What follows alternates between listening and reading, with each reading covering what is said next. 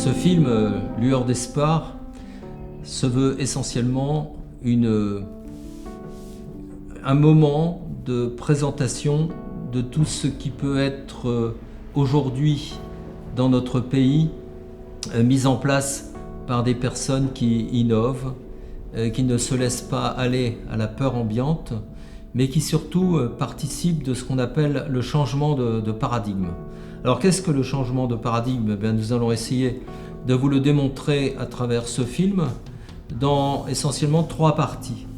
La première partie, c'est tout ce qui est du domaine du soin en action, c'est-à-dire le fait que de plus en plus, en particulier dans tout ce qu'on appelle le médico-social, c'est-à-dire tout ce qui n'est pas du domaine du sanitaire, de l'hospitalier, eh bien, le fait qu'on libère de plus en plus le médico-social de l'emprise du sanitaire, en particulier en développant une santé de prévention. Et vous allez voir, effectivement, à travers le reportage fait à l'EPSM de l'île Saint-André, établissement public de santé mentale, en quoi le fait de mettre le patient en lien avec tout un espace de jardin thérapeutique et pédagogique est tout à fait, effectivement, dans l'esprit de pouvoir permettre aux personnes de se retrouver une dimension d'exploitation, je dirais, d'utilisation de leur intelligence émotionnelle. La deuxième partie va viser tout ce qui est du domaine de la transmission. Parce que notre intention, intervenant énormément dans tout ce qui peut être ce qu'on appelle l'horrible terme les EHPAD, établissements d'hébergement pour personnes âgées dépendantes, eh bien, le fait que nous voulions revaloriser le rôle de l'ancien dans notre société en tant que transmetteur. Alors, transmetteur de savoir, bien entendu, transmetteur de talent et aussi transmetteur de valeurs. Et vous allez le voir à travers, effectivement, toujours cette approche de la nature, mais sous un angle, une volonté de vouloir redonner aux enfants une meilleure connaissance de leur nature, la façon dont elle peut fonctionner.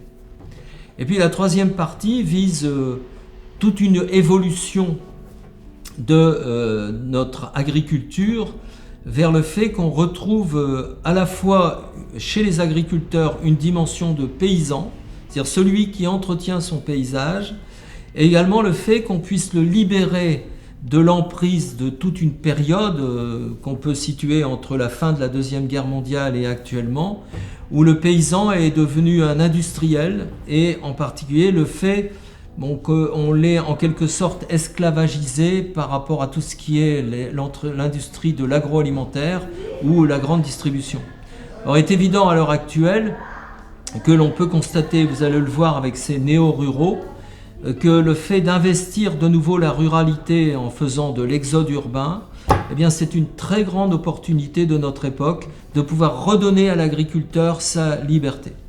Et je dirais que ça aussi c'est tout à fait intéressant au niveau européen, de voir en quoi le projet européen de 2023-2030 qui resitue une agriculture qui est plus diversifiée à travers un projet qu'on appelle de la ferme à la fourchette, eh bien, c'est une sacrée opportunité de pouvoir redonner un meilleur tissu de vie, tout simplement, à des espaces qui ont été désertifiés. Ça va permettre aussi de pouvoir en quelque sorte vider le milieu urbain de tout ce qui peut être personnes qui n'y vivent pas autrement que de venir y travailler, et en particulier par le développement du télétravail, de tout ce qui peut être effectivement utilisation aujourd'hui du numérique.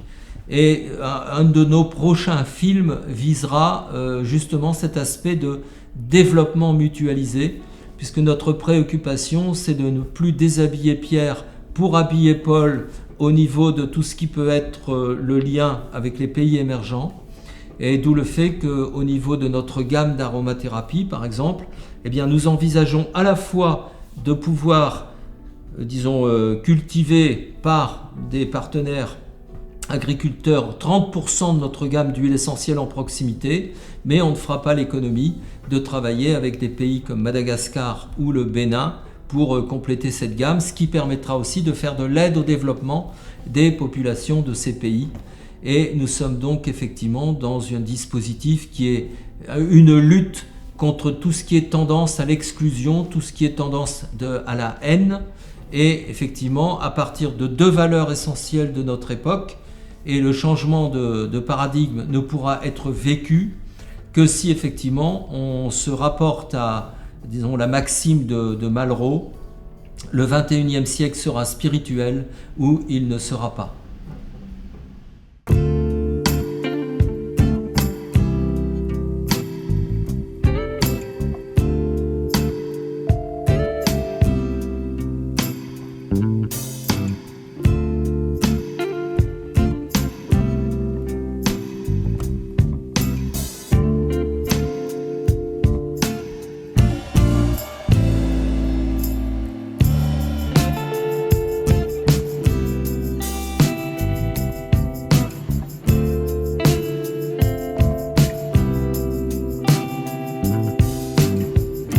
Découvrons en ce moment même le centre horticole Émile Senteur de l'EPSM de l'agglomération lilloise.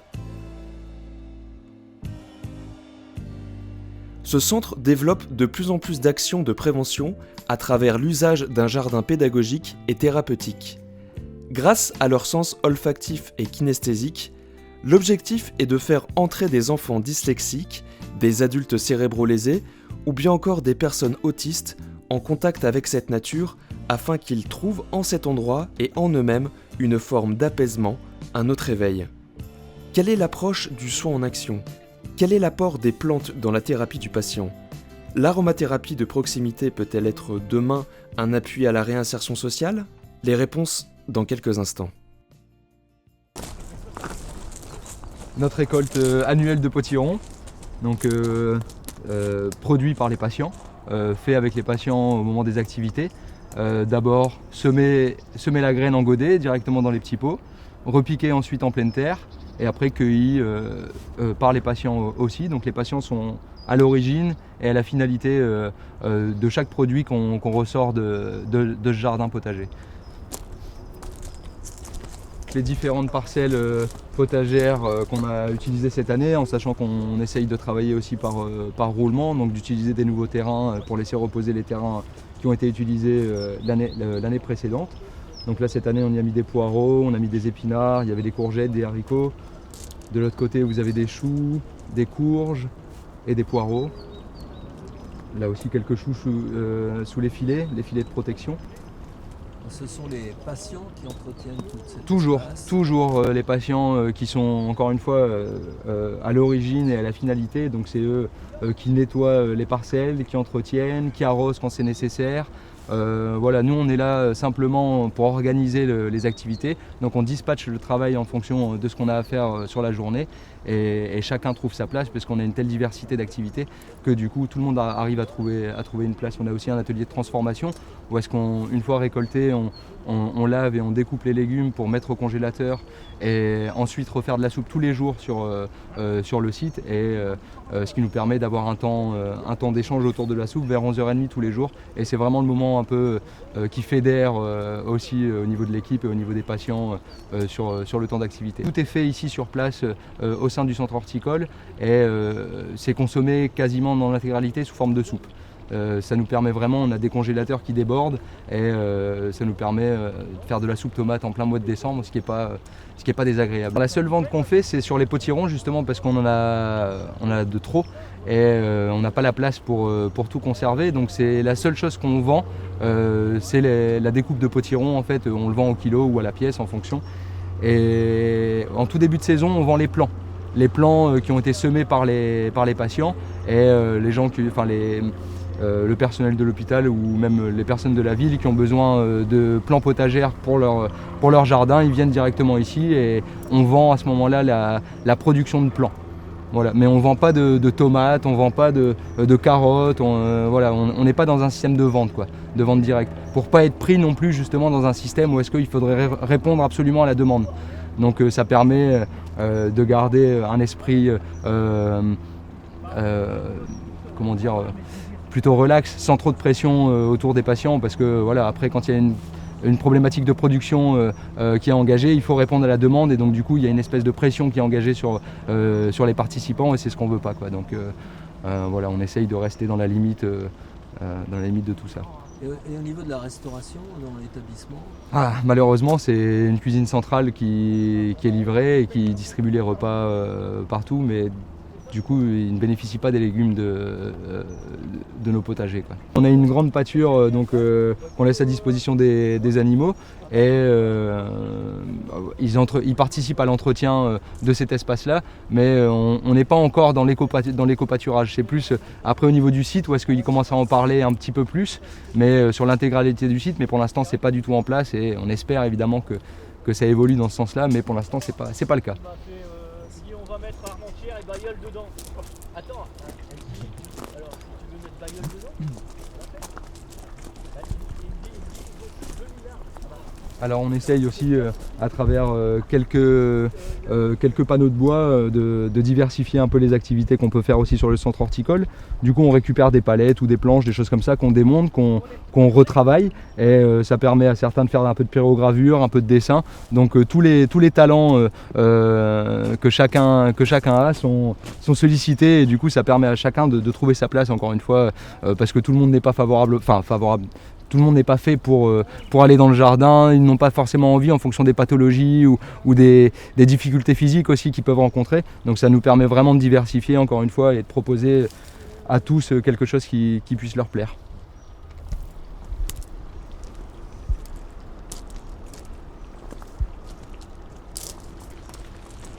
Quelques poireaux, toujours plantés et entretenus par les patients qui viennent en activité. La taille des haies aussi, la plupart du temps c'est fait par les patients, pour ceux qui s'en sentent capables. Donc on leur donne un petit taille-haie et ils entretiennent aussi le jardin de manière esthétique. Alors toujours au niveau des odeurs, on a une collection de rosiers assez diversifiés. Et donc là par exemple c'est le pierre de Ronsard, mais on en a je pense une trentaine de différents sur le site. Il y en a pas mal qui sont sous les arceaux, ce qui nous permet, quand c'est en floraison, d'avoir vraiment quelque chose de très visuel et de très odorant aussi. Donc au passage des arceaux, on est pris par les odeurs et stimulé du coup par toutes ces bonnes odeurs. Et alors là par exemple, c'est un iceberg celui-là, mais il y a une variété, il y a un nombre incalculable aussi de rosiers avec à chaque fois des odeurs différentes, des couleurs différentes et c'est visuellement c'est très agréable aussi pour les personnes qui viennent visiter.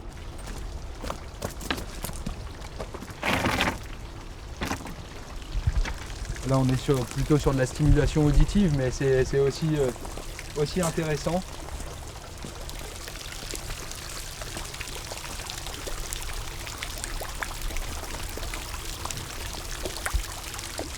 Le bassin a été fait exceptionnellement mécaniquement. Il y a une pelle qui est venue et qui a sorti toute la terre, ce qui nous a permis de faire la butte derrière. Mais pareil, après tout ce qui a été planté, tout ce qui a été travaillé, ça a été pensé et fait avec les patients.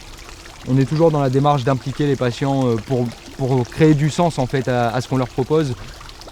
Et ça marche plutôt très bien. Ce qui est intéressant aussi, c'est que certaines personnes démarrent quelque chose, puis un autre groupe prend le relais et un dernier groupe va terminer en fait. On partage vraiment aussi les projets entre les différents services, entre les patients. Il y a parfois des gens qui peuvent s'approprier certains projets, mais la plupart du temps les projets sont vraiment partagés et c'est ce qui donne aussi du sens à tout ce qu'on fait quoi, et à ce qu'on leur propose. Alors on va continuer, toujours attention aux petits arceaux. Alors maintenant on plante un peu moins d'arbres aussi, mais au départ mon collègue quand il a repris le centre horticole, l'idée aussi c'était de rajouter pas mal d'arbres puisqu'il n'y en avait plus. Et donc tous les arbres ont été plantés aussi par des patients. Alors on voit plus toujours les étiquettes, mais il y avait l'étiquette avec le nom du patient, l'année où est-ce que ça a été planté et la variété aussi, l'espèce. Et c'était dans l'idée où est-ce que en sortie d'hospitalisation, si par exemple ils revenaient faire un tour dans le jardin quelques années après, ils pouvaient retrouver ce qu'ils avaient planté. Et, voilà, ça a du sens aussi de ce point de vue-là, donc ça a bien plu. Alors après on a nos petits poulaillers aussi qui marche très bien. Ça permet aussi de faire de l'activité avec les patients, et il y a beaucoup de patients qui sont très intéressés par les animaux, notamment par les poules, qui cherchent le contact, en fait, les caresses. Avec les enfants aussi, ça marche très bien. Et voilà, il y a pas mal de choses qui se passent autour de tout ça. Cette année, on a eu la chance d'avoir des poussins en plus, donc il y a toute une euphorie aussi qui se dégage autour de ces naissances. Donc voilà, c'est la vie, quoi, hein, les animaux, le jardin, les fleurs, les arbres. Donc tout le monde s'y retrouve, tout le monde s'y plaît.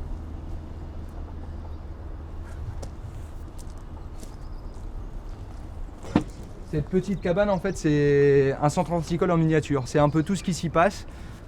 Il y a eu un dessin qui a été fait par un des patients qui vient régulièrement sur le centre horticole et qui est très, très friand de dessin. Alors là, on arrive sur notre collection de thym qui va grandement vous intéresser, je pense. Il y a du citron. Avec une variété, combien on doit en avoir une vingtaine, une trentaine de variétés différentes. Donc ça, c'est plus mon collègue qui sait, parce qu'apparemment on s'était rendu compte que tout ne se consommait pas. Donc la plupart des thym se consomment, mais il y en a quelques-uns qui ne se consomment pas.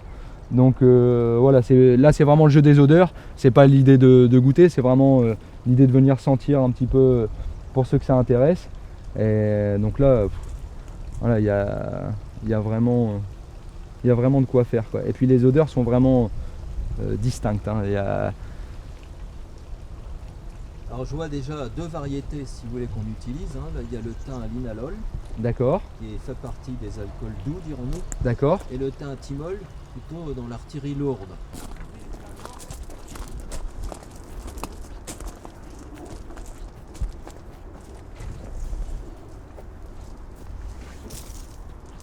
Alors on essaye aussi de faire revivre quelques vieilles variétés. Donc là, par exemple, vous avez la tétragone.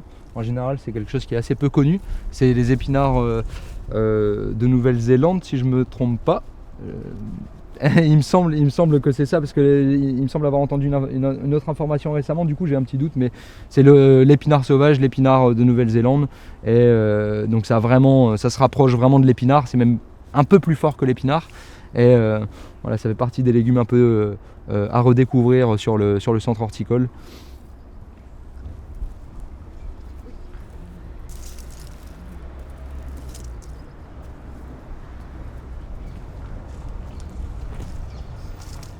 Là ici, nous avons un Oya. Donc un Oya, c'est un pot en terre cuite qu'on enterre en fait directement sur les parcelles de culture ou alors directement dans les bacs. Il faut savoir que ce modèle-là, c'est plutôt un modèle qui est utilisé pour la plantation d'arbres ou d'arbustes, parce que c'est un gros volume et donc du coup ça nous permet vraiment de maintenir une humidité constante autour de l'arbre. Avec un modèle comme ça, ça nous permet d'arroser pendant, je dirais, une vingtaine de jours à peu près. Donc on l'enterre, on le remplit, on le ferme et on vient planter soit l'arbre ou alors les légumes autour. Et une fois qu'on l'a rempli, on a à peu près 20 jours d'autonomie. Donc 20 jours d'autonomie, plus en sachant que c'est toujours intéressant de laisser une période de sécheresse entre guillemets s'installer pour éviter qu'elle soit toujours en demande d'eau du coup. Il faut que la plante souffre un petit peu, c'est ça, de manière à ce qu'elle tire et qu'elle aille chercher en profondeur. Donc si on compte les 20 jours d'autonomie plus on va dire 5-6 jours, on a quasiment 25 à 30 jours d'autonomie avec un système comme ça. Simplement un système qui est poreux et donc en fait l'eau elle s'écoule de manière naturelle à travers le pot et de manière très très lente. Et en fait, c'est vraiment les systèmes racinaires qui sont autour, qui viennent chercher l'eau qui est à disposition dans l'Oya. Vous-même, Yael, vous êtes venu dans ce métier comment? Alors, j'étais cuisinier pendant une dizaine d'années et voilà, j'ai voulu changer d'orientation et j'appréciais le jardin, mais pas plus que ça, j'appréciais surtout les gens. Et du coup, je me suis lancé dans une formation du social, donc j'ai fait la formation moniteur éducateur. Et pendant cette formation, j'ai eu la chance de bénéficier d'une autre formation sur le bien-être autour du jardin et autour du mieux manger. Donc c'était une formation très courte de 5 jours, ce qui est déjà pas mal en soi quand même. Mais pour moi, ça a été un déclencheur et ça a été presque une révélation, je dirais, autour du jardin et de la nature. Voilà, j'étais déjà plutôt intéressé, mais pas assez curieux, je dirais. Et là, ça a développé tout cet esprit de curiosité.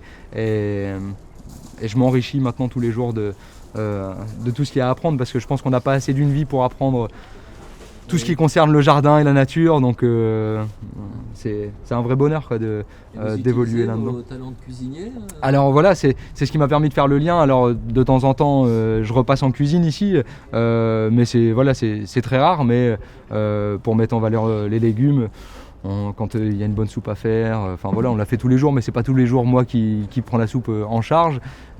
Parfois c'est les patients aussi, mais de temps en temps oui, je mets ma petite touche. Surtout au niveau des... En fait, ce qui fait souvent la différence, on dit « Ah, ta soupe, elle est bonne », mais en fait, c'est les herbes que j'ajoute. Je suis friand de thym, de basilic, de laurier, de romarin, de tout ça, de tous les aromates. Donc du coup, ma cuisine, elle se base beaucoup autour des aromatiques et j'insiste beaucoup là-dessus. C'est un concept qu'on essaie de développer, hein, c'est-à-dire manger en se soignant avec plaisir. C'est ça, c'est ça. On espère que ça marchera. Ici nous avons donc notre collection de menthes. On a 130 variétés. 100 variétés de menthes qui viennent de partout dans le monde.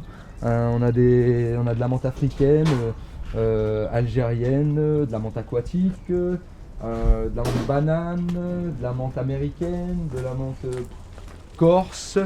Enfin voilà, on a une diversité de menthes qui est énorme, et il me semble qu'on est un des plus gros collectionneurs de menthe au-dessus de Paris.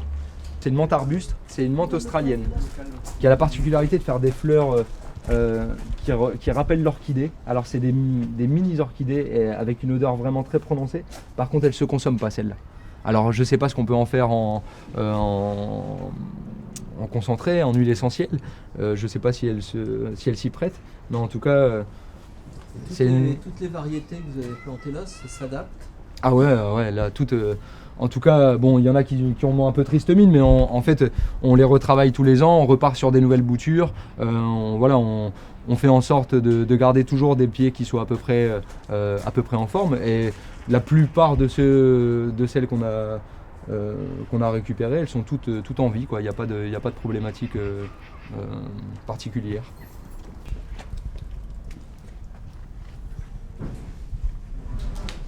Voilà, donc là on est dans la serre, la serre florale, voilà, on va l'appeler comme ça. Et donc la particularité de cette serre, c'est qu'on a à peu près 80 pélargoniums odorants, avec chacun d'entre eux a une odeur différente. Donc ça va, pour revenir sur le Coca-Cola, en passant par l'odeur de rose, par l'odeur de pomme, rose je l'ai déjà dit, citron, orange, balsamique, lavande. On a vraiment un panel d'odeurs qui est énorme. Alors après, la difficulté qu'on peut rencontrer parfois, c'est que quand on s'amuse à toucher et à sentir, au bout de la 3e ou de la 4e plante, on est complètement perdu parce que nos mains sentent la plante précédente et ainsi de suite. Donc du coup, il faut y revenir plusieurs fois. On est obligé de revenir plusieurs jours consécutifs si on veut découvrir toutes les odeurs qui nous intéressent. Donc c'est toute la collection qui se trouve là. Dans tous les gros pots verts, c'est la collection des pélargoniums avec en affiche donc le nom d'origine et l'odeur qui va avec. On fait de la vente de fleurs, c'est vrai que ça je ne l'ai pas précisé tout à l'heure. Et ça toute l'année, si les gens veulent venir voir ce qu'on a en fleurs, en plantes grasses ou autres, ils peuvent venir se piocher chez nous. Et donc c'est pour ça qu'on développe aussi les boutures de pélargonium odorant, parce que c'est quelque chose qui marche très bien. En général, les gens ils sont très marqués quand ils viennent découvrir cette collection. Et ils espèrent pouvoir repartir avec un petit exemplaire à la maison. Donc voilà, là on est en plein, c'est la période de bouture, donc on est en plein dedans. Chaque pélargonium produit des fleurs différentes. Là on a un modèle qui est vraiment plutôt gros, et là on a quelque chose qui est vraiment tout petit.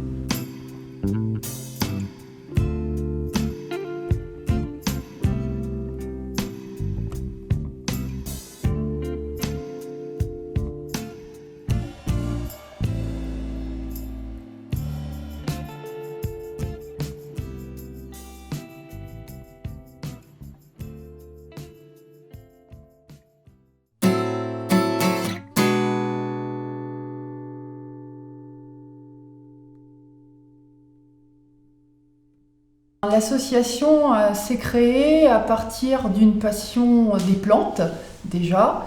On a plusieurs objectifs, mais le plus important, c'est celui sur le jardin. Nous avons cherché un terrain il y a 3 ans qui a été mis à disposition par le maire de Locquignol.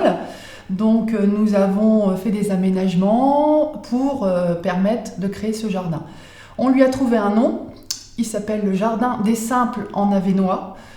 Donc l'objectif de ce jardin, c'est d'y retrouver les plantes de la forêt de Mormal et de l'Avesnois, mais surtout de la forêt de Mormal.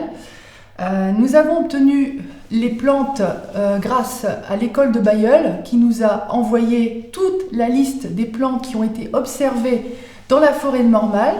Donc on a fait un gros travail d'analyse à partir de cette liste où on a pu répertorier une grande partie de plantes qui ont un potentiel médicinal et qui sont aussi à côté de cela comestibles. Donc du coup notre but, ce sera de créer des événementiels autour de ce jardin, peut-être un très gros par an où on fera des ateliers avec différents partenaires et on fera visiter le jardin. Mais à côté de cela, on pourra aussi faire intervenir des écoles et faire venir des enfants. Parce que je pense qu'il faut commencer à la base pour transmettre quel est le rôle de ces plantes et qu'elles sont importantes, voilà, et qu'il faut les préserver. Donc voilà, on fera des ateliers pédagogiques et des gros événementiels. Le jardin se situe au bout de la Pâture-d'Aisne. On est vraiment au plus près de l'étang, ce qui est très intéressant parce qu'on a vraiment tous les éléments. On a la forêt qui est dans le fond, on a l'eau. Et de l'autre côté, on a une association de préservation d'abeilles, donc on a vraiment une espèce de dynamique pour le maintenir la biodiversité. Et ce terrain fait 2000 m² et on envisage de faire un peu dans l'esprit du carré des simples.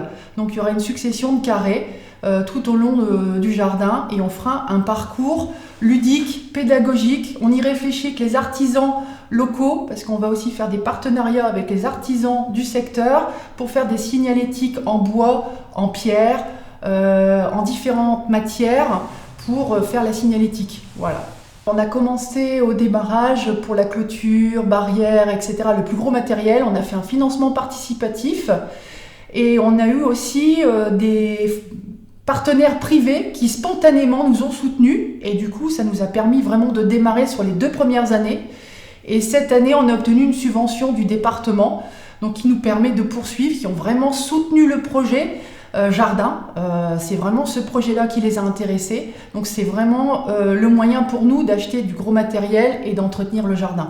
L'année prochaine, on va solliciter la Fondation Nature et Découverte pour demander une aide financière de leur part pour continuer les aménagements, notamment à disposer des carrés potagers ou les signalétiques en bois faits avec les artisans. Le projet Planète Aroma s'est vraiment rapproché de nous parce que en fait on a énormément de points communs sur les idées de fond. Donc du coup on va faire un partenariat avec Francis Duflot et le collectif Planète Aroma.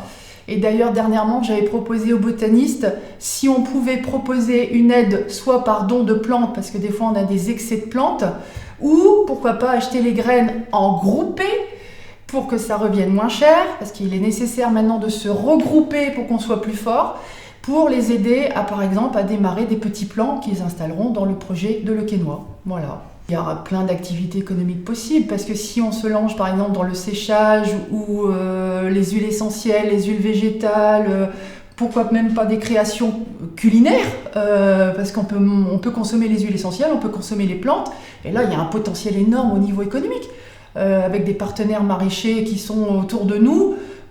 Oui, tout à fait. Mais maintenant, on va vraiment se recentrer sur vraiment les plantes de Mormal qui, elles, de toute façon, quand on va faire un tour au jardin, on se rend compte, elles reviennent naturellement toutes seules. Et c'est là où on se dit, bon ben voilà, il faut laisser faire. Voilà. Les personnes qui veulent absolument imposer une place à une plante, des fois, ils se retrouvent face à un échec parce qu'en fait, il faut penser la plante, il faut qu'elle se retrouve dans son lieu naturel. Voilà, tout simplement. L'arbre a aussi une force, c'est qu'il nous ressource. Et on est en partenariat avec une personne de Locquignol qui s'appelle Delphine Delay qui fait de la sylvothérapie. Donc on fait des balades au milieu des arbres et les arbres nous ressourcent et ça faut vraiment le savoir, faut vraiment faire l'expérience. Quand vous êtes vraiment fatigué, stressé, que vous en pouvez plus, allez en forêt, vous oxygénez, vous allez voir cette énergie, vous allez vraiment vous ressourcer. Donc c'est vraiment plus que même, on dirait que l'aromathérapie, c'est vraiment l'énergie que dégagent les arbres. Et d'ailleurs, on peut les utiliser aussi en gémothérapie.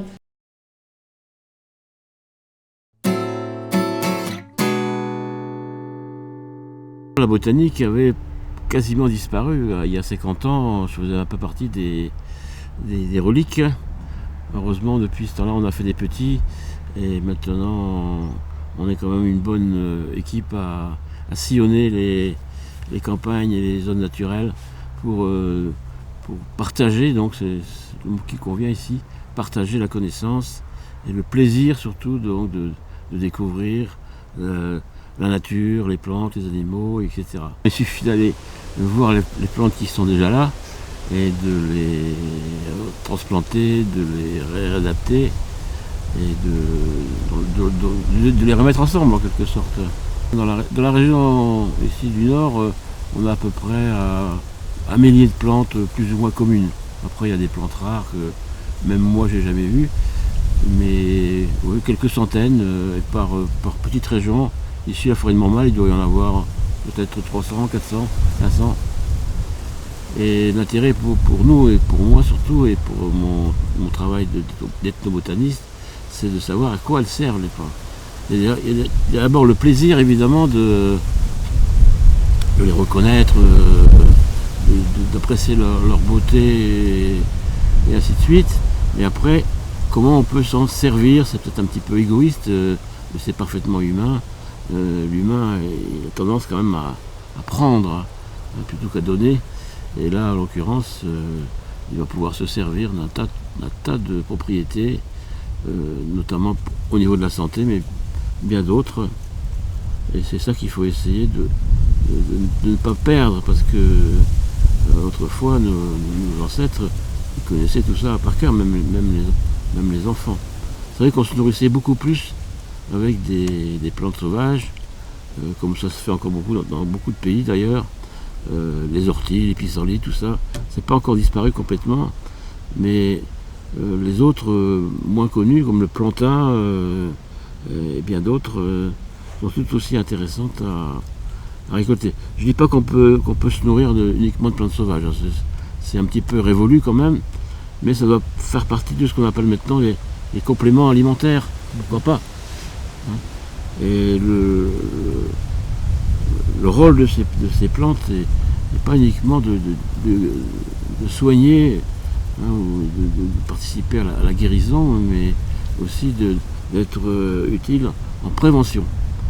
Il semble, il y a beaucoup de chercheurs qui travaillent là-dessus et de gens qui sont un peu branchés, si je puis dire, sur tout ce qui est la biologie intime de l'humain, notamment le fameux microbiote, dont on parle enfin beaucoup et qui serait directement évidemment influencé par la nourriture et qui influence exactement aussi la santé de l'humain. Des jardins, il commence à y en avoir pas mal, des jardins pédagogiques, mais aussi des jardins de production finalement, parce que c'est le plus sympa quand même, c'est de pouvoir aller chercher dans la nature ce dont on a besoin. Mais bon, s'il faut faire 100 km pour trouver telle ou telle espèce, c'est peut-être pas tellement pratique, alors qu'on peut la planter dans son jardin. Et après qu'on peut en faire du commerce, ça, c'est encore une autre chose.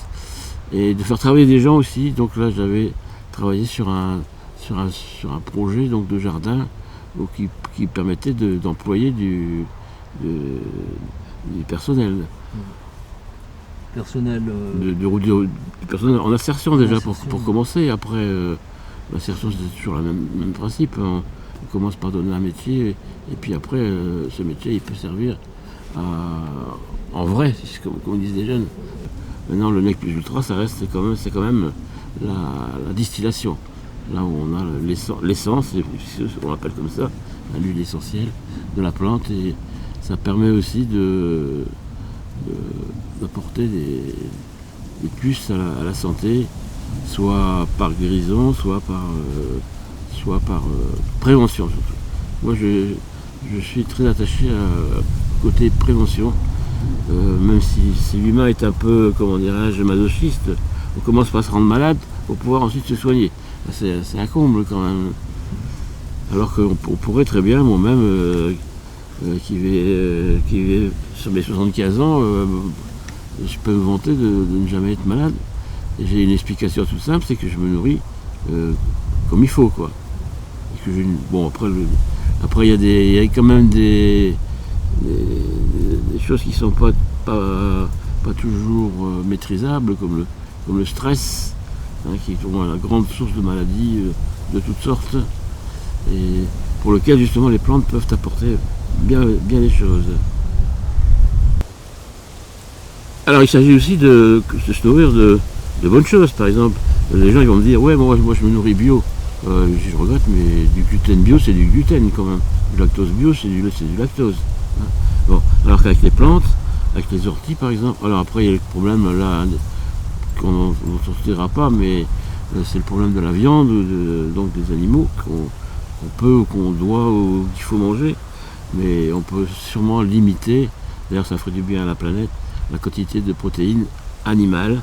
Alors des protéines végétales, je pourrais poser la question à 100 personnes, peut-être une qui me dirait ah oui mais il y a aussi des protéines dans les feuilles.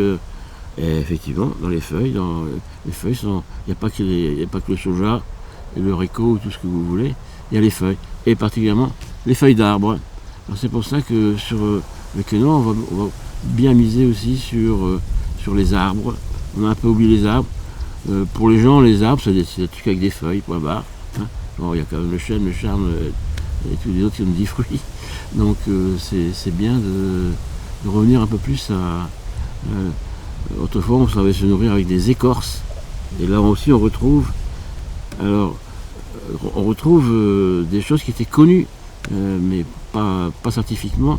Je pense que là, la science, ça nous apporte quand même un sacré soutien. Là, il y a un laboratoire à Reims qui travaille sur les écorces d'arbres. Ils ont découvert des molécules à n'en plus finir. On savait qu'elles étaient bonnes. Maintenant, on ne sait pas trop à quoi elles servent exactement, mais on va le savoir. Donc il faut arrêter d'opposer la nature et tout ce qui est moderne. Je veux dire, moi, un appareil donc, pour mesurer les molécules, je suis preneur, quoi.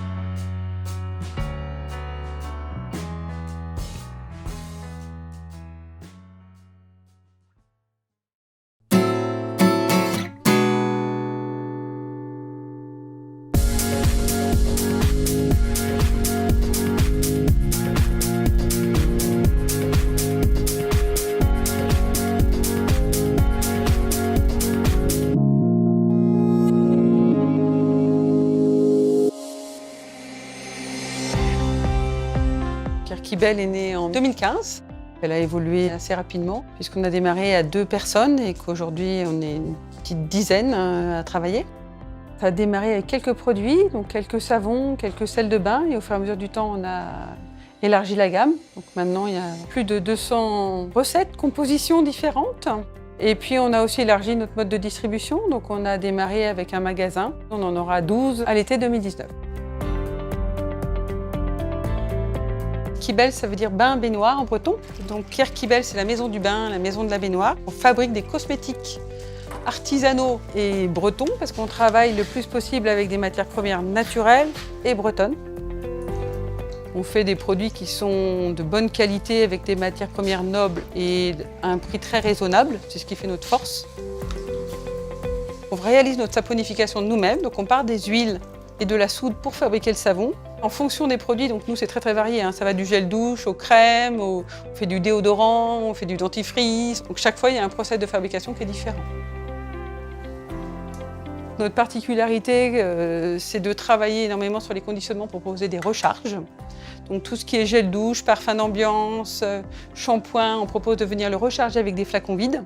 Et sinon, on travaille beaucoup sur des produits solides afin de diminuer aussi tout ce qui est conditionnement. Donc dentifrice solide, shampoing solide. On a différents circuits de distribution, donc on a déjà nos propres magasins. On travaille avec beaucoup de Thalasso en Bretagne à qui on vend des huiles.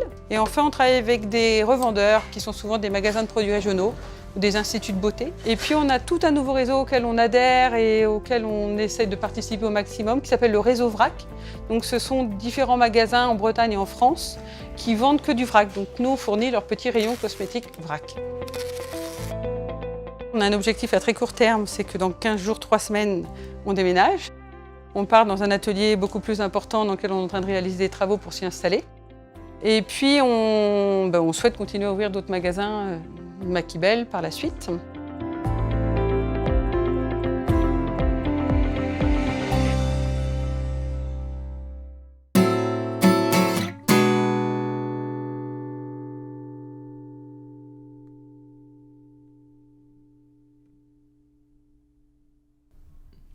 Bonjour Hubert. Bonjour. Vous êtes ici dans la ferme familiale. Oui. Vous y êtes né. Alors je suis né à Cambrai, j'ai été élevé ici, effectivement, avec mes parents. Mes grands-parents étaient également ici. Puis plusieurs générations en fait, ici sur la ferme familiale. Ouais. Je suis de formation ingénieur à l'école des mines de Douai. J'ai travaillé quelques années donc en industrie et puis je suis revenu ici sur l'exploitation en 2019. J'ai repris la ferme familiale. Ouais. Alors en fait, ma compagne qui était également ingénieure avec moi a choisi de changer de vie également.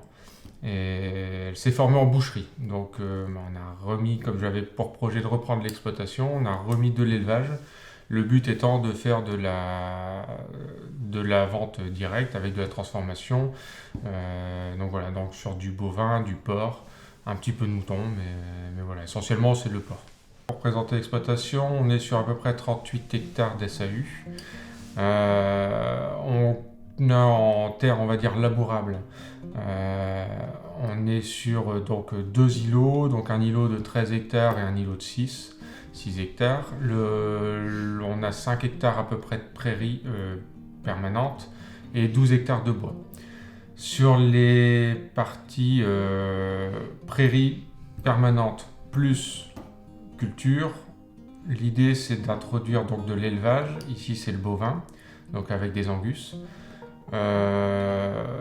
Donc sur mes rotations, je fais des rotations pour l'alimentation uniquement du porc. En fait, l'idée c'est pas de vendre de céréales, mais c'est surtout d'alimenter mes animaux, donc de produire entièrement mes céréales sur exploitation. Donc mes rotations, c'est de la prairie temporaire, de la févrole, de la triticale et du blé. L'idée avec l'agroforesterie, c'est également d'amener du fourrage. Donc justement sur les bovins, pour les bovins. Donc on a planté quelques essences un peu fourragères, même s'il y a des problématiques de maladies, notamment avec les frênes, parce qu'on a mis pas mal de frênes. Voilà, on va quand même essayer en les répartissant, en n'étant pas en monospécifique, mais vraiment en ayant voilà, tous les 2 ou 3 arbres, on met un frêne. Et après on vient compléter aussi avec du sol blanc, on a complété avec du charme, du chêne, du peuplier, de l'érable, enfin voilà, pas mal d'arbres comme ça, donc ils sont toujours considérés comme des arbres fourragers puisque les feuilles sont comestibles par les animaux. On a également mis quelques résineux pour l'ombrage, puisque c'est important aussi. Alors on est sur des espèces qui sont assez rustiques.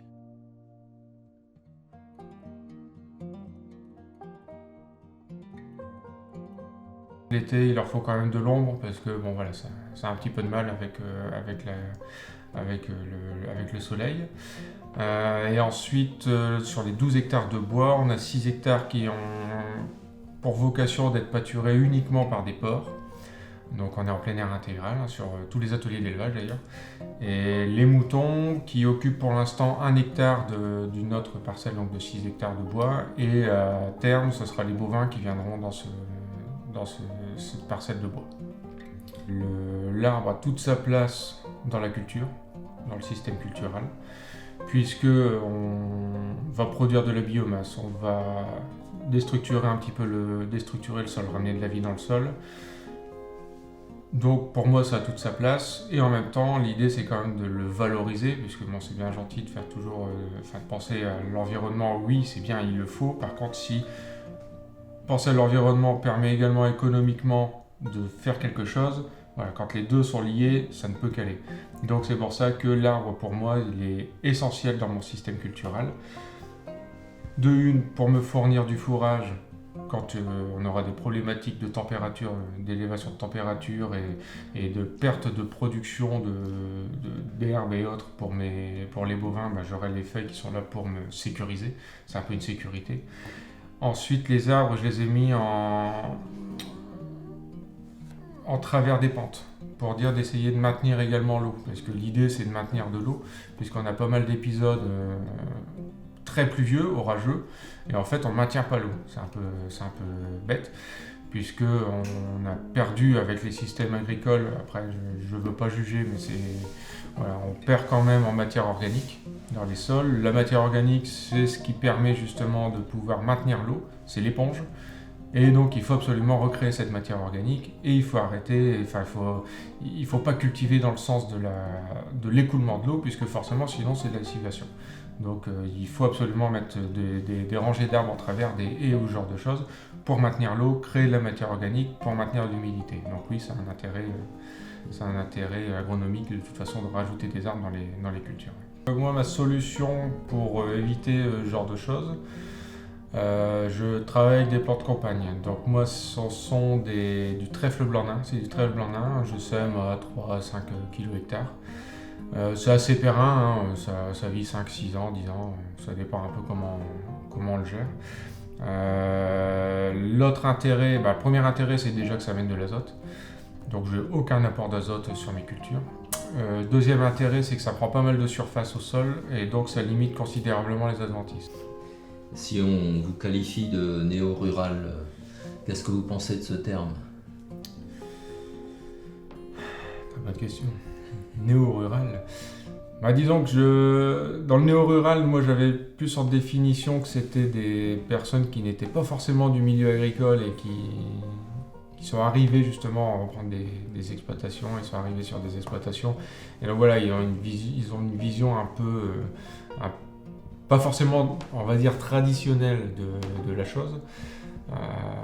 Moi, je suis parti faire autre chose avant de revenir sur l'exploitation, parce que c'est l'exploitation familiale, je suis né ici, voilà.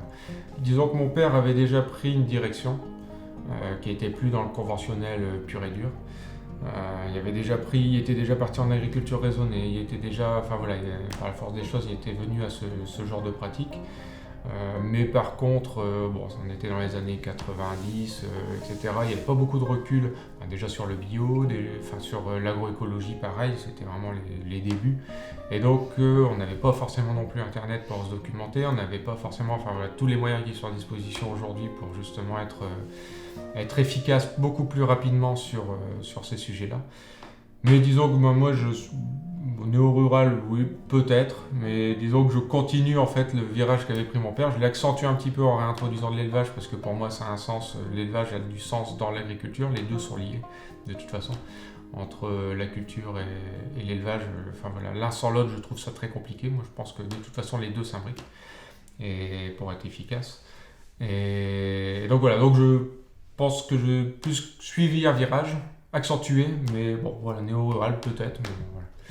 Je sais pas trop.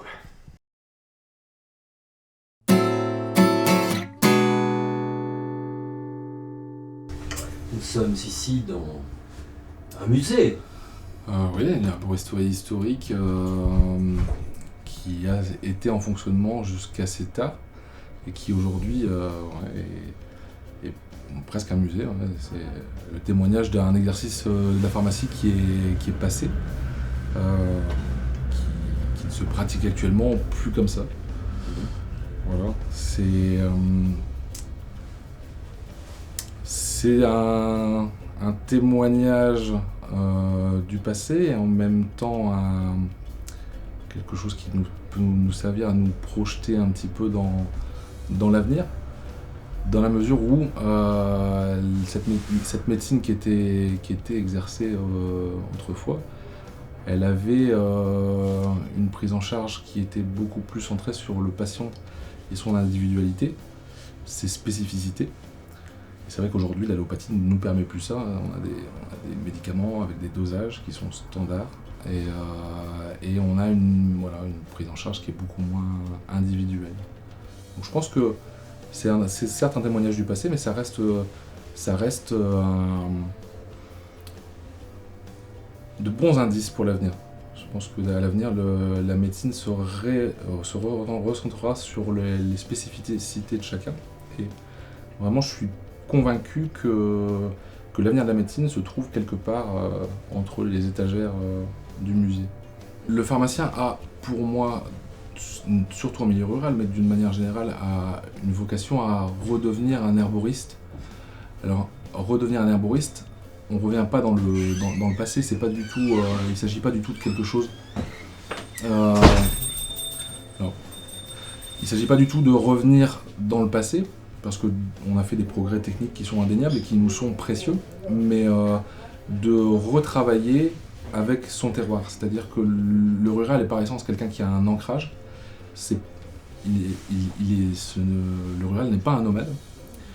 Et donc cet ancrage, il a une réalité incarnée. Donc il a un entourage, il a des haies, il a des paysans autour de lui. Et au même titre que je pense que l'agriculteur, parce que moi une grande partie de mes patients sont des agriculteurs, a à redevenir paysan, c'est-à-dire celui qui s'occupe de son environnement. Je pense que le pharmacien a à redevenir herboriste, c'est-à-dire celui qui s'occupe de son environnement de santé, voilà, et en respectant ce qui l'entoure, et puis surtout en respectant son patient, parce que, comme je le disais juste avant, l'herboristerie est vraiment la médecine individualisée. Alors, les appuis et ce qu'on ressort de la chimie et de la médecine moderne, c'est une connaissance beaucoup plus fine de ce qu'on fait avec l'herboristerie, avec l'aromathérapie, des procédés de galénique qui sont beaucoup plus poussés. Par exemple, nous, actuellement, on utilise pas mal de gélules de plantes micro-encapsulées, donc ça, ce sont des brevets, c'est de la technique, c'est quelque chose qui est quelque chose de difficile à faire, que nous ont permis la recherche au fur et à mesure des années. Mais de toute façon, on ne fera pas l'économie de l'usage de la plante et de l'huile essentielle brute dans une connaissance un peu plus profonde. Alors du coup, l'apport de la chimie moderne, ça nous a fait écarter des plantes de la médecine traditionnelle occidentale. Ça nous en a ramené d'autres, qui venaient soit d'autres médecines traditionnelles, soit des choses qu'on a découvertes par criblage, mais voilà. C'est plus la même herboristerie, mais elle est, je pense, vraiment très actuelle. Il y a des forêts partout, il y a des plantes partout. Ma démarche, alors elle s'inscrit dans une arrivée nouvelle en ruralité, mais je sais qu'elle est copiée et elle est entamée aussi par des gens qui sont des citadins. Actuellement, on a des gens qui sont double diplômés en naturopathie et en pharmacie, en plein centre-ville de Lille. On a une conseillère ordinale qui est naturopathe, ouais, diplômée. Voilà, je pense que il y a eu plusieurs signes d'appel. Il y a eu les différents scandales sanitaires qu'on a connus. Alors, on pense au Mediator, au Levothyrox, mais en fait, quand on s'intéresse vraiment au sujet, il y en a eu vraiment beaucoup. Et puis, il y a la crise là qu'on traverse. J'espère qu'on en sortira.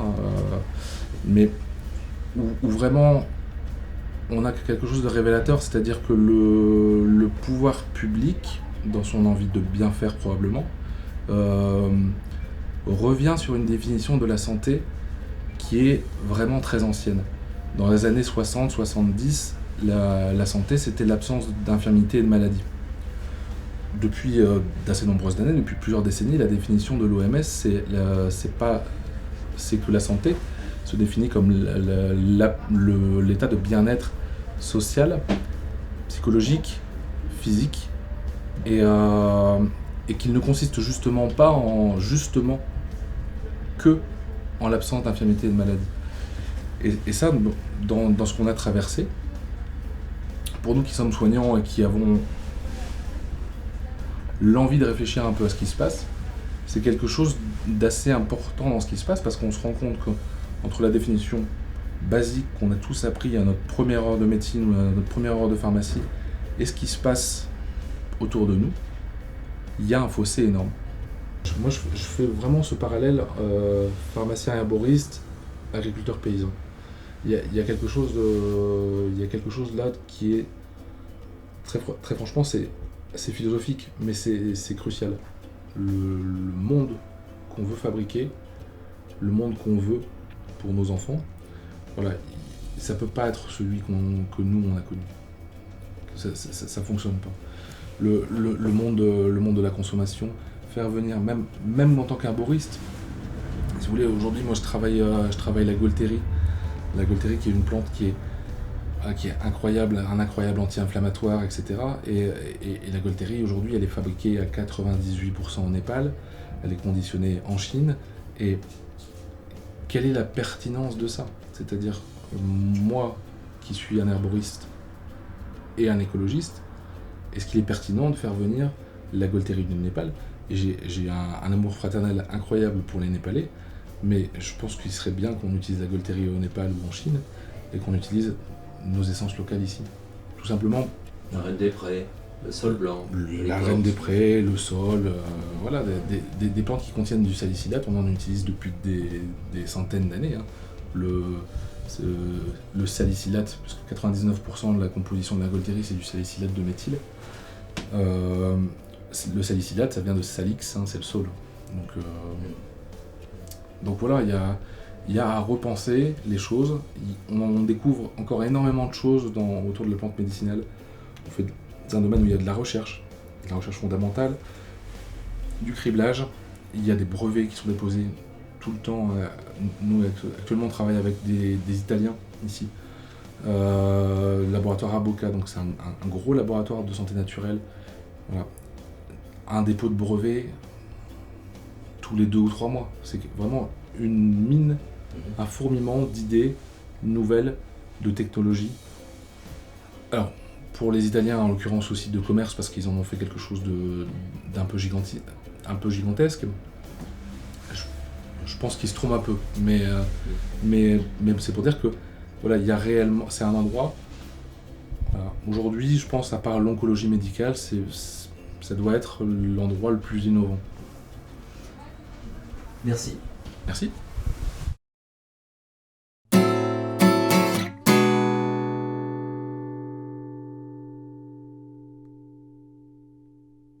Alors, je suis arrivée ici il y a 8 ans et il n'y avait plus rien du tout. Alors, quand vous oubliez une boîte ou concentré de tomates ou un morceau de fromage, eh bien, vous devez prendre obligatoirement la voiture. Et vu que j'étais toujours que dans des grandes villes, je n'avais pas de véhicule, pas de permis. Alors, vous m'est venue l'idée de remettre une petite épicerie au bout du jour dans un petit village où il y a beaucoup de personnes âgées. Et puis à ça, s'est ajouté des préparations de repas pour les gens qui se retrouvaient seuls. Alors, un couscous pour une personne, c'est pas marrant. Donc moi, je prépare pour 20-30 personnes et chaque personne vient chercher sa part de couscous, de parmentier. Et maintenant, nous avons évolué avec les huiles essentielles. Donc nous commençons à cuisiner des petits repas, des gâteaux, des barres énergisantes que je vous présente ici, qui ont un apport en minéraux, en protéines et qui régulent le cholestérol. Elles sont à base de spiruline, qui est une algue naturelle. Et ensuite, à ça, on peut ajouter des mousses au chocolat à base d'huile essentielle d'orange douce, de clémentine rouge, de menthe poivrée. Ma petite dernière, qui est une crème de coco, une bergamote. On en mangerait. Tout à fait. Bronichka, bonjour. Bonjour. Tu as quel âge? J'ai 13 ans. Et aujourd'hui, tu es en quelle classe? Je suis en 4e. Et tu as C'est déjà un peu un projet professionnel dans ta tête? Oui, j'aimerais bien sortir ma marque de cosmétiques à base d'huile essentielle. Et tu y travailles déjà? Oui. Tu peux nous expliquer un peu comment tu procèdes? Là, par exemple, j'ai confectionné une chantilly de karité avec quelques huiles essentielles et des baumes à lèvres aussi. Quelques huiles essentielles, tu dis, par exemple? De l'amande poivrée, souvent c'est de l'orange douce. Et pourquoi tu choisis de préférence ces huiles-là? Parce que ce sont des huiles qui ont plutôt une bonne odeur et de bonnes vertus. Est-ce que tu vois quelles vertus ça peut avoir? Ça régénère la peau. Dans la suite, comment tu vois les choses pour, disons, véritablement développer ton métier? Ouvrir un laboratoire. Mm-hmm. Et puis travailler les plantes jachères. Les plantes de jachère, oui. Oui. Mm-hmm. Tu as déjà une certaine idée de ce que pourraient être ces plantes? Pas vraiment. Voilà, tout est à découvrir à ce niveau-là. Oui.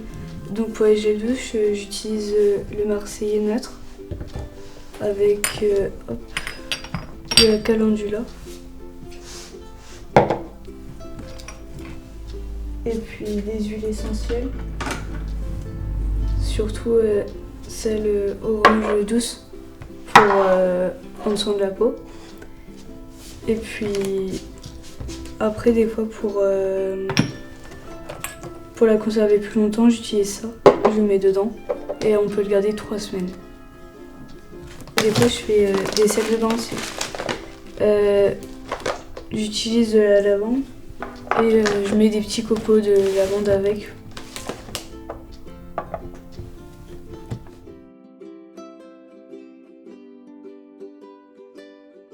Actuellement, l'obligation donnée aux agriculteurs de mettre en place des jachères pour en particulier permettre de respecter un peu des équilibres naturels font que la plupart de ces jachères sont enherbées.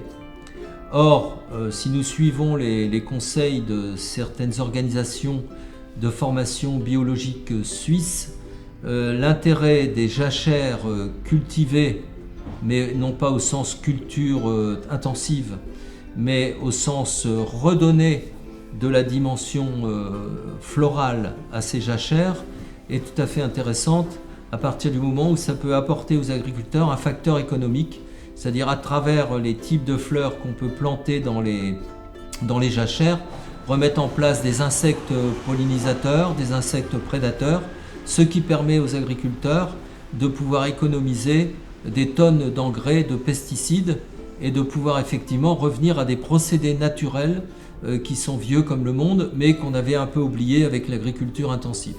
Et c'est ce pourquoi il nous semble aussi intéressant de vous montrer cette partie de néo-ruraux en ne diabolisant pas les agriculteurs intensifs, mais au contraire en leur permettant de muter et d'évoluer.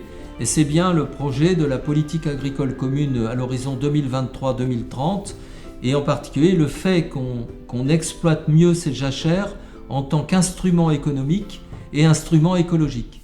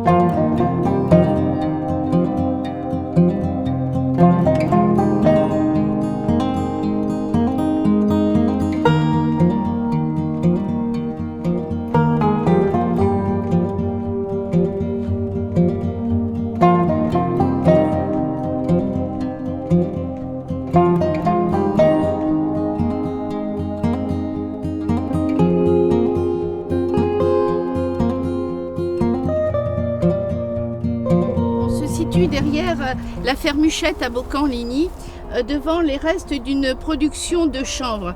On parle de production de chanvre, on dit reste, c'est parce que cette tige qui est là, en fin de compte, peut aussi servir et être récoltée. Elle peut être récoltée pour l'habillement, pour l'isolation. On la broie et on peut en faire de l'isolation avec de la chaux.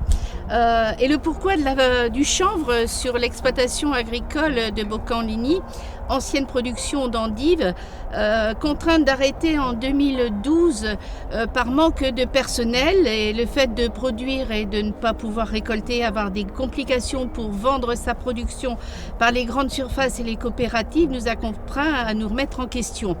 Cette remise en question nous a orientés un peu vers la filière bois, d'où la présence d'un tas de bois ici à côté de nous, où nous avons essayé de partir sur la biomasse. On a fait des études, on a fait des demandes d'aide.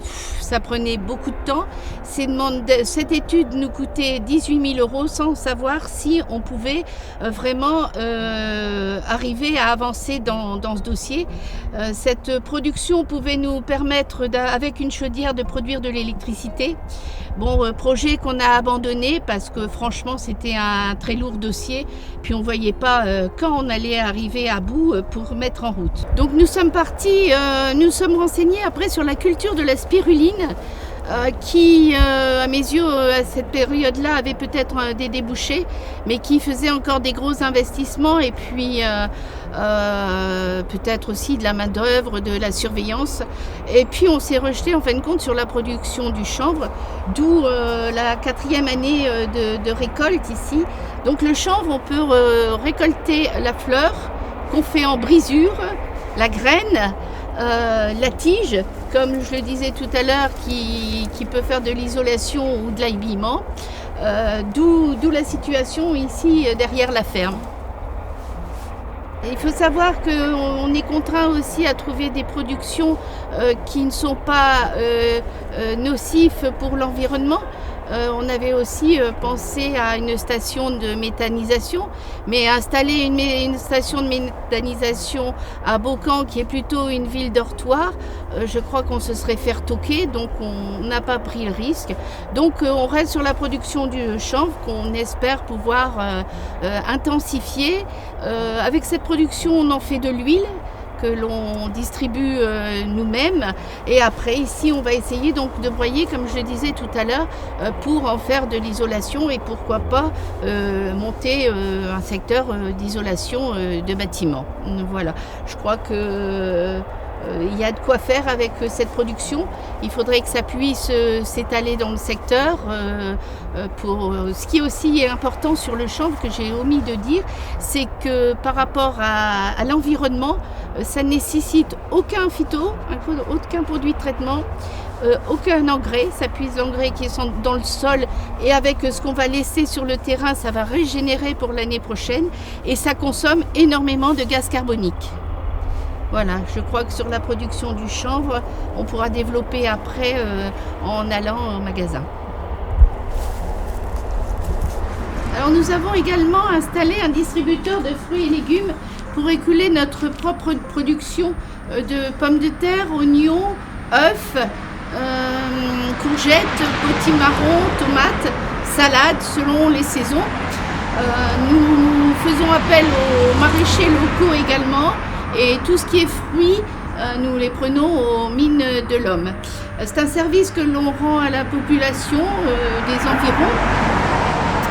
C'est une activité qui a été très très lucrative pendant la période de confinement, mais qui aujourd'hui est devenue très peu rentable, même pas rentable du tout, parce que autant les gens ont été très contents de nous dire merci quand nous étions là au moment du confinement, qu'aujourd'hui ils passent devant nous, c'est tout juste et on nous regarde encore. Et je trouve que ça c'est lamentable, et que si on veut protéger nos exploitations agricoles, et c'est très important de les laisser vivre et de les faire vivre. Aujourd'hui, on a une population de gens, les anciens des villages, et après on a la population de la ville et disons une cité dortoir qui arrive, et ces personnes qui sont là ne savent pas ce que c'est que la campagne.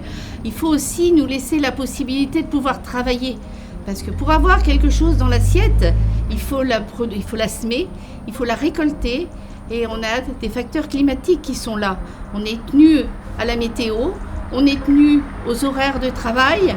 Quelquefois, si on va dans les champs le matin, à 5h du matin, c'est parce qu'il y a une rosée qu'il faut couper les salades. Si on y va à 22h le soir pour récolter le maïs ou le blé, c'est parce que c'est le moment de le faire.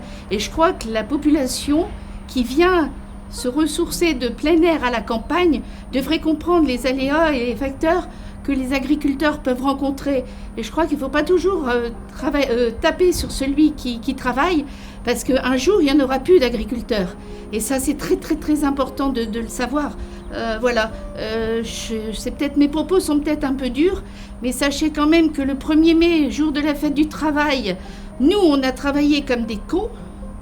C'est le terme à employer pour faire un tiers du chiffre d'affaires de ce qu'on fait aujourd'hui sur une journée. Imaginez-vous, on a fait un tiers du chiffre d'affaires d'un mois dans ce moment. C'est lamentable. Alors essayez de nous faire vivre parce qu'on en a besoin. Autrement, on ne tiendra pas.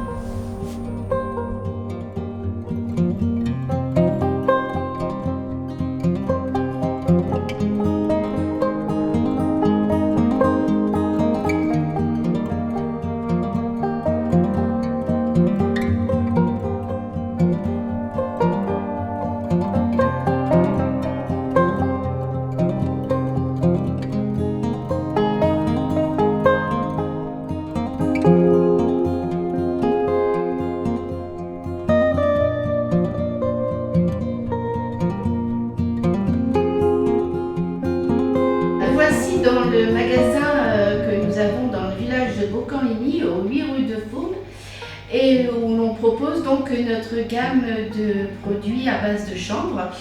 Ce magasin s'appelle donc Maison Martine, comme on peut le voir sur la vitrine, atelier conseil et vente de CBD. Donc je vais vous proposer en premier de partir sur l'huile qui permet de soulager les douleurs. À savoir que l'huile, que le CBD est à la fois anti-inflammatoire, anti-stress, apaisant, antitumoral et décontractant. Si vous avez des problèmes de sommeil, vous pouvez partir sur une gamme à 2,5% ou à 5%. Des problèmes de peau, psoriasis, de la gamme à 2%. Après, nous avons une gamme à 10% pour tout ce qui est plus inflammatoire, et pour les personnes qui ont vraiment des très grosses douleurs, style fibromyalgie, on peut partir sur une gamme à 20%. On peut même établir de l'huile à 30 et 40% selon les demandes. Ceci, c'est une fabrication maison.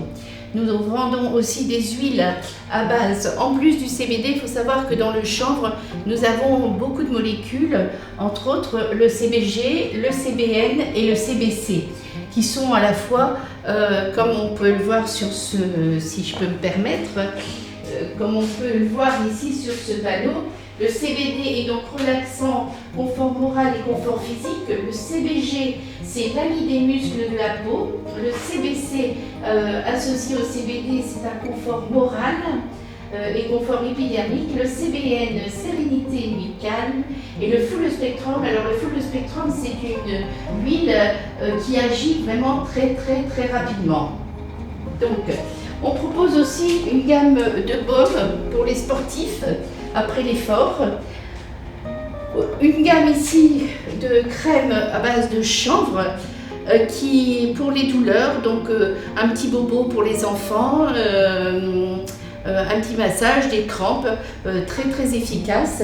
Pour l'avoir effectué sur la main de mon beau-père qui était complètement bloqué la semaine dernière, ça a été très efficace. Un peu de baume sur la main, un morceau de gaz et une bande, 2 jours.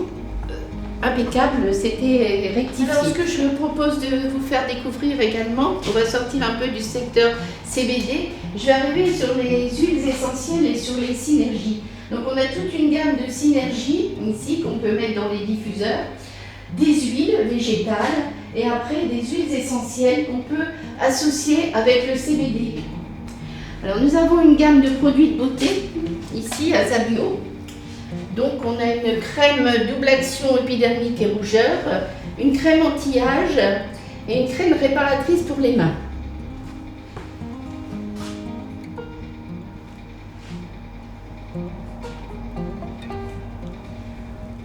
On propose également une nouvelle gamme, Chanvria, qui est à base totale de chanvre. Donc un baume pour le corps, une crème pour le pied qui est très bien. Pour les personnes qui ont des problèmes de pieds qui sentent très fort, qui transpirent très fort, c'est très efficace. Crème pour le visage, crème pour les mains et un sérum hydratant. On vous propose même le petit pack avec cadeau pour offrir. Alors, tout nouveau dans la gamme du CBD maintenant, on va pouvoir parler des bonbons et des pâtes de fruits. Donc existaient déjà ces petits bonbons à base de CBD, bonbons au miel, bonbons à la menthe. Tout nouveau, la gamme Greeneo qui nous propose des pâtes de fruits. Des pâtes de fruits donc avec 300 mg de CBD, ce qui fait que vous pouvez prendre du CBD tout en mangeant un bonbon et ça vous soulage. On a une gamme de caramel fondant avec 150 mg de CBD et des caramels fondants fleur de sel.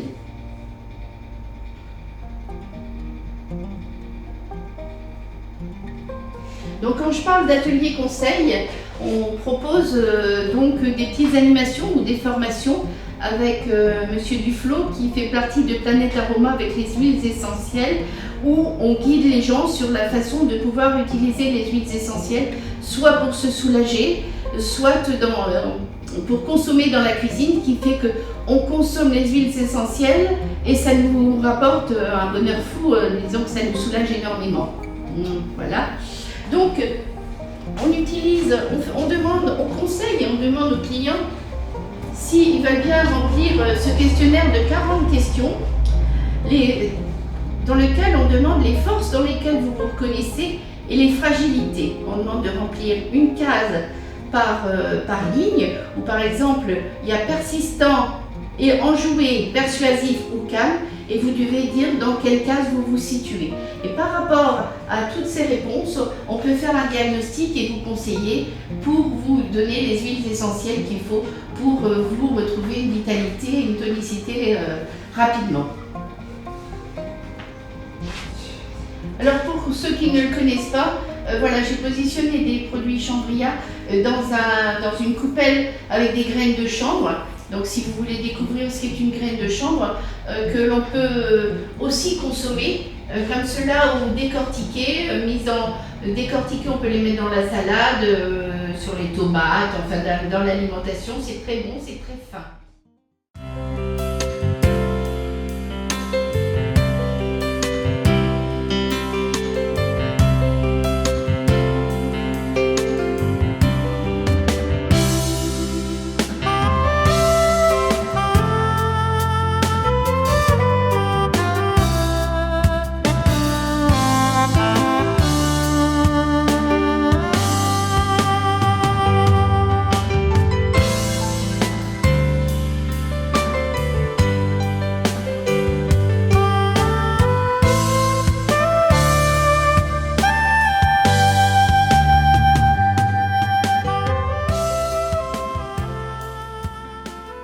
Francis a bien fait de me conseiller de venir te voir parce que l'idée de faire une bière au chanvre, c'était pas mal et le résultat est bluffant comme tu me l'avais dit au téléphone. Je trouve que c'est pas mal. Je sais pas ce que tu en penses toi.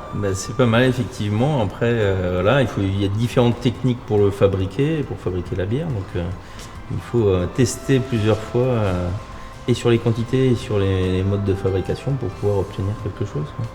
Donc là, c'est déjà sympathique. Oui, c'est sympathique et on peut remarquer que le verre diminue, c'est bon, c'est très goûtu et on remarque que quand elle réchauffe un peu, une fois ouverte, le goût s'améliore et on le sent beaucoup plus. Les arômes sont plus prononcés. Oui, tout à fait, c'est pas mal. Idéalement, hein, quand on déguste une bière, il ne faut pas la boire trop fraîche. Donc il faut toujours être plutôt entre 8 et 12 degrés et non pas sur des bières à 4 degrés, c'est trop frais, quoi. D'accord. Et plus on va la déguster, même à température ambiante, c'est comme un vin en fait. Hein. En vin, il faut le chambrer, sur une bière, on va être un peu en même. Ah oui, non mais c'est impressionnant. Je souhaite conclure cette visite par le fait que le CBD est quelque chose de très important, rien à voir avec le cannabis, et qu'aujourd'hui on est sollicité de plus en plus par les hôpitaux de la région pour aider les gens qui veulent se sevrer de l'alcool, se sevrer du tabac, et les gens qui sont en soins palliatifs. Donc ça c'est très important, l'aide que le CBD peut apporter à ces familles qui sont dans la détresse et dans le mal. Voilà, je vous souhaite bon courage, bonne santé, au revoir.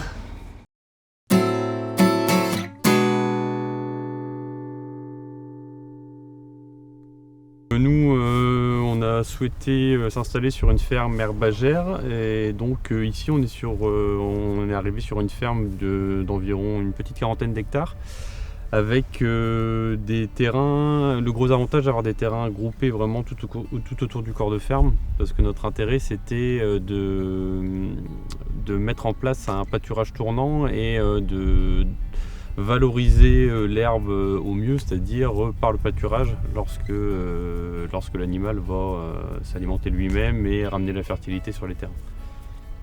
Donc quand vous dites valoriser le pâturage tournant, c'est un but... Alors quand je parle de pâturage tournant, en fait notre objectif ici c'est d'avoir des animaux qui imitent un petit peu le cycle naturel, c'est-à-dire que les animaux dès qu'ils ont fini de brouter une parcelle, ils se déplacent, donc en fait tous les 24 heures les animaux sont déplacés. Donc ça évite le surpâturage, ça permet que la plante soit coupée et qu'elle ait un temps de repos suffisant après le passage des animaux entre deux cycles. Donc en fait on a tout un parcellaire qui est découpé en ce qu'on appelle des paddocks. C'est tout des pâturages de taille à peu près équivalente, d'environ 45 arts, sur lesquels les animaux tournent, et ce qui permet une répartition homogène des déjections, ce qui permet un pâturage uniforme et de sélectionner une flore plus variée. Nous, ici, la manière dont on voyait les choses, le but c'est d'essayer de retrouver le maximum d'autonomie sur la ferme. Donc on est sur une ferme laitière ici. Simplement pour nous la meilleure manière de faire du lait c'était de s'appuyer sur l'herbe, c'est-à-dire l'herbe en plat unique pour les animaux. Donc c'est-à-dire qu'en fait on a calé la date de vélage de nos animaux en fonction de la pousse de l'herbe. Donc les animaux vèlent aux alentours de février-mars, quand l'herbe commence à pousser, et à partir de là ils commencent à pâturer, et c'est des animaux qui ont une lactation qui dure environ 10 mois, donc la lactation décline quand l'herbe arrête de pousser. Donc c'est ce qui permet d'avoir un lait, on va dire une agriculture à l'opposé du hors-sol, où c'est vraiment l'herbe qui pousse qui fait le lait, quoi. Ce qui permet d'éviter les compléments extérieurs, le soja ou des choses qui sont nécessaires parfois pour corriger une alimentation. Vous allez même jusqu'à soigner vos bêtes de manière originale. Oui, on s'est formé à l'aromathérapie, donc on les soigne avec les huiles essentielles.